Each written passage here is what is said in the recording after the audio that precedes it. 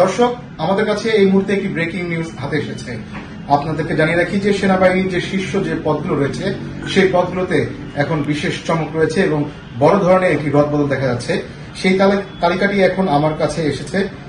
মঙ্গলবার আজ কিছুক্ষণ আগে আইএসপিআর থেকে পাঠানো এক বিজ্ঞপ্তিতে এ তথ্য জানানো হয়।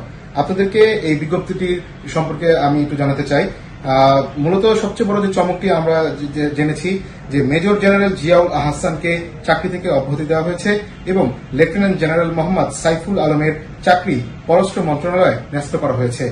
এছাড়া লেফটেন্যান্ট জেনারেল মোহাম্মদ মুজিবুর রহমানকে GOC army training and doctrine command, lieutenant general Ahmad Tabrez Shams চৌধুরীকে সেনাবাহিনীর quartermaster general, lieutenant general Mizanur Rahman শামীমকে সেনাবাহিনীর chief of general staff, lieutenant general Mohammad Shahinur হককে কমান্ড্যান্ট এনডিসি এবং মেজর জেনারেল আসম রিদওয়ানুর রহমানকে এনটিএমসির মহাপরিচালক হিসাবে নিয়োগ দেওয়া হয়েছে।